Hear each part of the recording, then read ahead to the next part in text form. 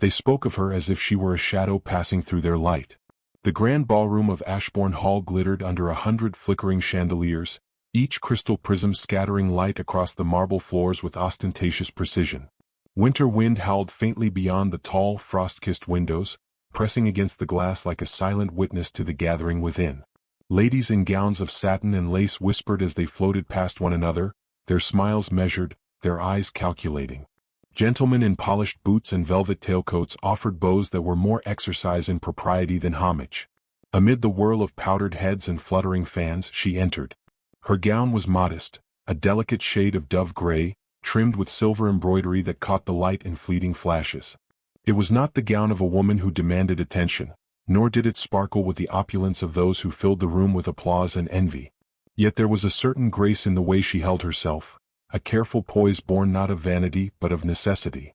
For she had learned early that dignity could be a shield against the cruelty of idle whispers. And whisper they did. A rustle of silks here, a tilted head there, a barely audible laugh escaping between painted lips. "Too plain," one woman murmured, her voice laced with the perfume of judgment. "Unremarkable," another hissed under her fan. The words slid across the polished floor, seeking her ears, yet she stood as a statue of composure. Her heart, however, quivered with each syllable, a quiet storm beneath a calm exterior.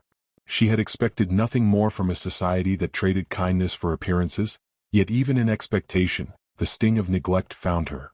Across the room, near the raised dais where the orchestra played a measured waltz, he observed England's most desired Duke, the Earl of Ravenscroft, his dark eyes calm but discerning, followed her movements with a subtle intensity that betrayed the polite restraint of his usual expression. There was no flourish in his attention, no announcement, no pretense, merely the slow, deliberate acknowledgement of her presence amidst the cacophony of dismissive gazes. A faint curl of interest tugged at his lips, though he remained concealed beneath the mask of aristocratic detachment, as though society itself might collapse should he act too openly. She moved toward a cluster of acquaintances, but they were already engaged in animated discourse, their laughter cutting through her composure. She offered polite nods, delicate smiles, gestures as refined as the lace at her wrist, yet none were returned with warmth. A few glances passed, fleeting and indifferent, before attention returned to the gilded trappings of the evening. Her cheeks warmed, not from the cold but from the burn of exclusion, and for a moment she felt herself an intruder in a world that had never belonged to her. The music shifted, a light trill of violins lifting the room into a new rhythm, and couples took to the floor in synchronized elegance. She lingered at the edge of the dance, hands folded gently before her, eyes tracing the graceful arcs of movement. Every spun skirt, every outstretched hand, whispered of a world she had not yet claimed. And yet, even as her lips curved into a restrained smile, there was a spark of defiance in her gaze. She would not vanish entirely. She could endure this dismissal and retain herself, for dignity was her closest companion, and hope the quietest rebellion in her heart. A servant approached, bearing a delicate envelope sealed with wax. Her hand trembled slightly as she broke the seal, revealing a card, its handwriting exquisite and deliberate. A single sentence met her eyes: "I hope you will grant me a moment of your attention, away from these unseeing eyes." The edges of her lips lifted in disbelief. The world that had ignored her, mocked her, whispered of her insignificance, had now delivered a token of intrigue. Her pulse quickened, each beat echoing through her chest with the promise of something entirely unexpected. She did not yet know the intentions behind the note, nor the man who had sent it, yet she sensed the first tremor of a shift, a subtle, dangerous stirring in a society that prized appearances above all. The Duke remained across the room, his dark eyes meeting hers just long enough to imprint the memory before retreating beneath his mask of polite detachment. The whispers continued around her, the laughter and gossip unabated, yet she no longer felt invisible. A faint thrill mingled with her unease, a fragile prelude to a storm yet to come. In the shadow of chandeliers and idle society, she understood one immutable truth. Her life, her heart, and her dignity were about to be seen in a way that could no longer be ignored. And with that card pressed to her chest, she stepped away from the edge of the ballroom, not yet toward the unknown it promised, but toward the possibility that someone, at last, had chosen to notice. A single gesture can speak louder than 1,000 whispered insults.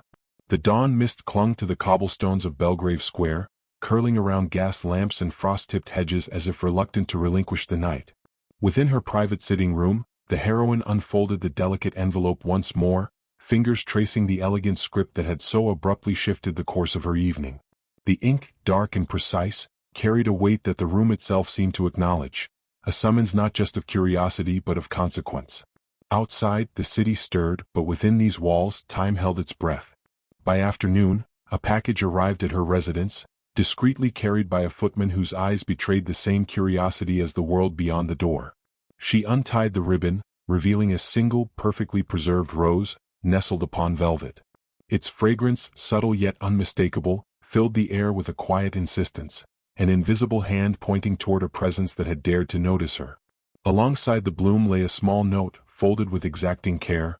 "I trust you will accept this token, as one might accept the recognition of merit long overlooked." Her pulse quickened. The gesture was modest in material terms, yet monumental in implication.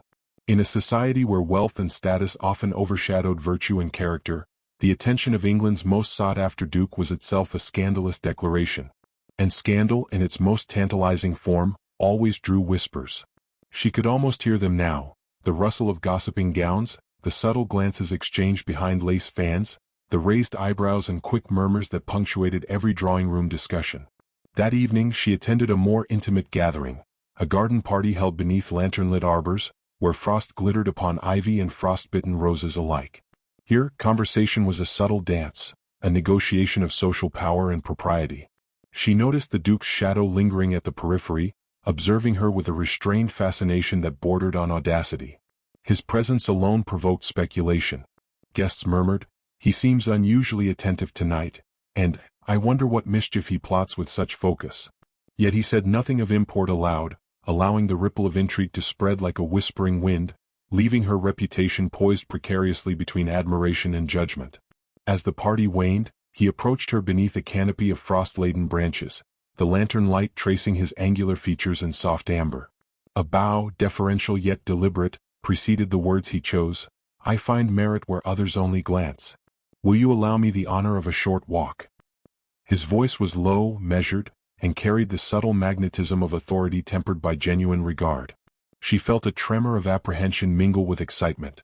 To walk with him alone, in the shadowed elegance of a London winter garden, was to step into a sphere where societal expectation whispered threats at every turn. Yet she nodded, gloved hands brushing against the warmth of her own anticipation. Together, they moved along frost-lined paths, the crunch of snow beneath their feet a private cadence to their cautious intimacy. Every word he spoke was a study in careful audacity, measured to stir curiosity without inviting censure.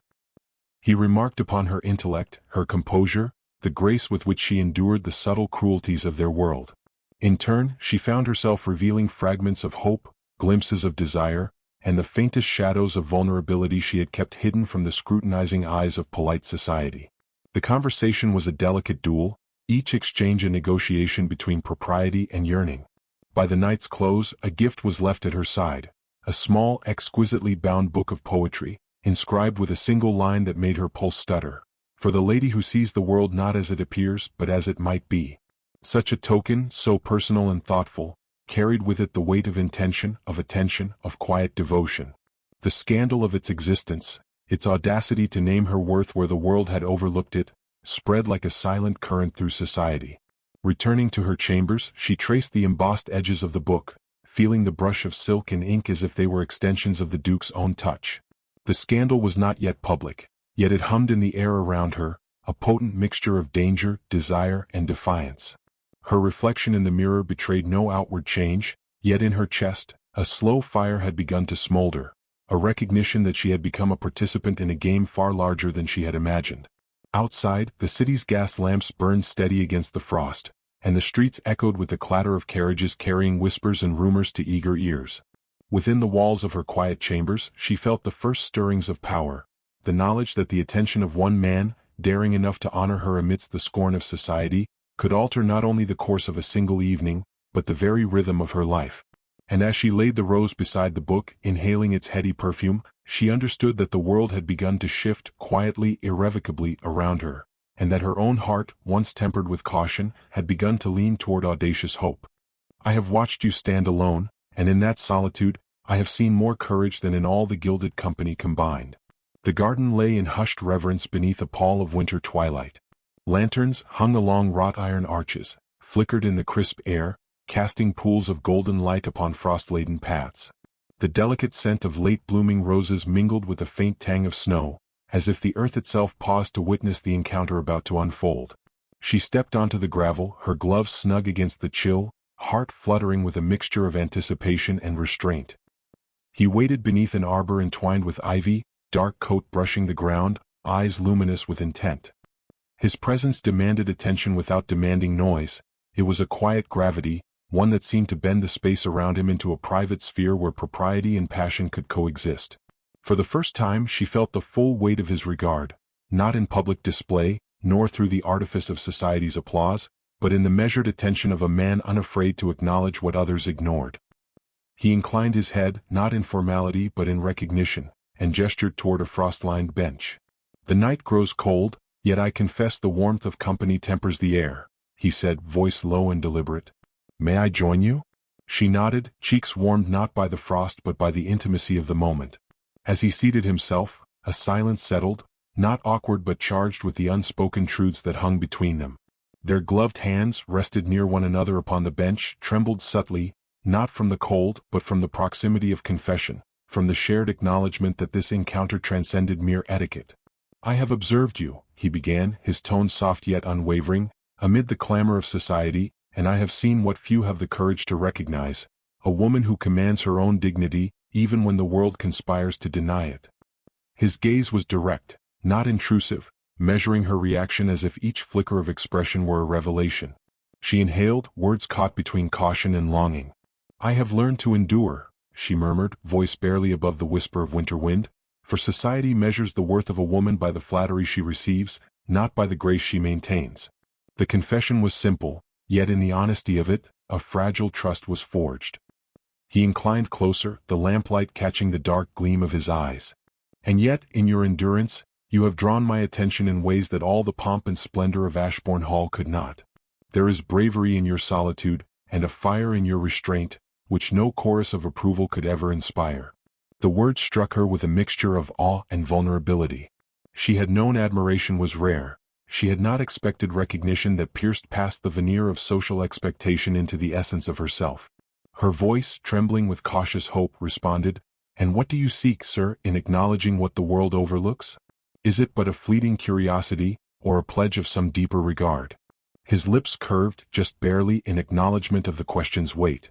"Curiosity would not bring me here," he admitted, voice steady as the lantern-lit paths that stretched before them. "I come with intent, though tempered by respect. For I understand the dangers that a whispered connection can bring in a society so eager to condemn what it does not comprehend. Yet still I cannot feign indifference. I must speak the truth. I am captivated not by appearance alone, but by the courage with which you inhabit the world, unyielding and unbowed."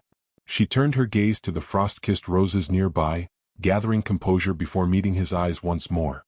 "Then we stand at a precipice," she said softly. "To act upon our inclinations is to court both admiration and censure, to risk the judgment of a world that may not yet understand the measure of what we feel." He reached for her gloved hand, brushing his thumb over her knuckles with deliberate tenderness. "If courage resides within you as I have seen, then perhaps the world's opinion is less weighty than the honesty we choose to embrace. Allow me, then, to speak freely, not in defiance of propriety, but in acknowledgement of what is undeniable between us." A tremor passed through her chest, the quiet thrill of recognition mingling with the unease of exposure. In that private garden, beneath flickering lanterns and amidst the scent of frost and roses, society's walls felt both distant and omnipresent. Yet the truth of his regard, the deliberate vulnerability of his words, carved a new space in her heart, one that allowed hope, desire, and daring to bloom in fragile harmony. As they rose together to leave the garden, their hands brushing in silent accord, she felt the first stirrings of a promise. A public acknowledgement awaited, a bold declaration poised on the edge of propriety and scandal, destined to alter not only her own life, but the rigid currents of the society in which they moved. The night held its breath, and so did she, poised at the turning point where courage and longing would collide. "Tonight I will not wait for whispers. The world will hear what I have longed to declare." The grand ballroom of Ashbourne Hall was awash in opulent brilliance, every crystal chandelier casting a cascade of firelight upon the polished marble floors. Gilded mirrors reflected the swirl of silk and satin, each lady's gown a carefully chosen declaration of wealth and taste. Gentlemen in tailored coats moved with measured precision, their boots echoing softly against the floor, their whispers carrying judgments as sharp as daggers. The air itself seemed charged, thick with anticipation, as if the very hall knew that the ordinary rhythms of society were about to be disrupted. She entered, heart steadying with quiet resolve, aware of every glance and whisper. The notes of the orchestra rose, a delicate swell that mirrored her own mounting tension. Her gown, a subtle ivory, caught the light in a manner that seemed accidental yet perfectly suited, drawing the eyes of the assembly even as she sought no admiration. Her cheeks carried a soft flush, not of embarrassment but of anticipation, the anticipation of claiming at last the recognition denied her for so long. Across the room he waited, Duke of Ravenscroft, his dark gaze unwavering, body still as if carved from marble, yet eyes alive with intent. There was no pretense in his posture, no hint of social calculation, only purpose. When his glance met hers, a single flicker of acknowledgement passed between them, sharp and electric. The whispers of the crowd, the low murmur of judgment, seemed to fall away, leaving only the undeniable weight of what must be done. As the orchestra reached a delicate pause, he stepped forward. The room, attuned to the music, hushed instinctively, and all eyes turned as if drawn by an invisible cord. Then, with a motion both deliberate and commanding, he raised his hand, and the music faltered, stilled by his authority. A collective breath was taken, unspoken curiosity and scandal mingling in the golden light. "May I have this dance?" he asked, voice low but carrying to every corner of the hall. The simplicity of the question belied its audacity. He had stopped the music, silenced the whispers, and claimed the moment entirely for her. Her breath caught, a tremor passing through her composure. In that instant, all previous slights, all whispered judgments, all dismissive glances faded into irrelevance. With a subtle nod, she allowed him to take her hand, the touch deliberate, electrifying, yet tempered with restraint. The first notes of the waltz resumed, now as accompaniment to a declaration far more powerful than melody. As they moved across the floor, their steps in perfect rhythm, he leaned closer, voice a whisper meant only for her. "No longer shall your worth be measured by idle tongues. You are seen and you are mine to honor." Each word carried the weight of defiance against a society eager to judge, each syllable a balm for wounds inflicted by years of neglect and dismissal. She felt her heart lift, a delicate bloom of triumph unfolding amidst the rigid structures of propriety. The hall watched, breathless and stunned, as the most desired Duke of England chose, in plain sight, to elevate her above their scorn, to shatter the illusions of judgment with a single, courageous act. Eyes that had once glanced over her with indifference now followed her every movement, curiosity and awe warring in equal measure.